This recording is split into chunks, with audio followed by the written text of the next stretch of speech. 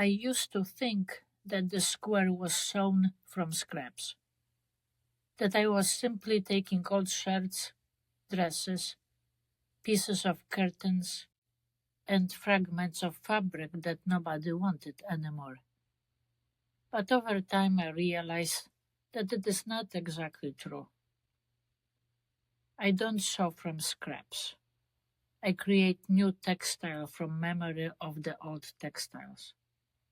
Every piece of fabric once had a life of its own. It was someone's dress, a blouse, maybe a tablecloth. I see these clothes in thrift stores. Maybe someone wore them for years. Maybe they sat forgotten at the bottom of a closet. Or perhaps, more likely, a dress was worn only once, then pushed into an already overcrowded wardrobe where the clothes could barely breathe because there was no room left.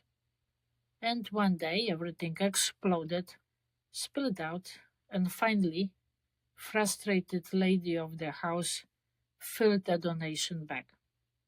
Perhaps her name was Joanna. I sometimes wonder what Mrs. Joanna would say if she knew I had cut her dresses and blouses into little pieces.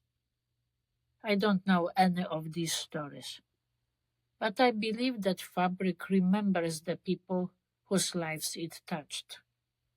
Sometimes I even imagine the story of a particular dress. That's why I wrote a story about Maria's dress. Fabric doesn't remember faces, it doesn't remember names, but it remembers touch. That's why I don't try to recreate what these pieces once were. I let them become something new. I place one piece on the top of another. I stitch, I cover, I reveal. Sometimes I even don't know where the next stitch is landing me. And I think that's exactly why it works. Because I stopped fighting for a perfect plan. More and more often, I let the work lead me. It's a little bit like life. For many years, I tried to control everything: relationships, work, the future, even the past.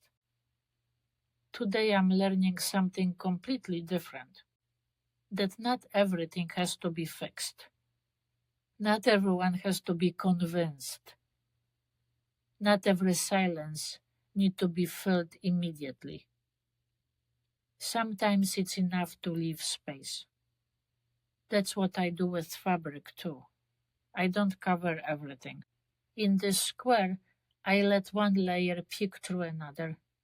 I let traces of another life remain visible. Because that's what creates depth. And more often I think that perhaps we are exactly the same. We don't become new people because we cut away our past. We become new because we learn to arrange it differently. We don't throw away our experiences, we weave them into a new pattern. This technique feels deeply true to who I am, because it doesn't pretend. It doesn't hide the cracks. It doesn't pretend to be perfect.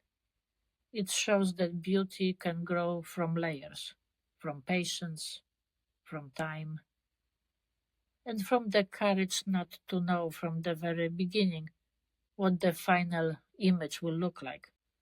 This is what I'm learning, not only through textile, but also in my own life.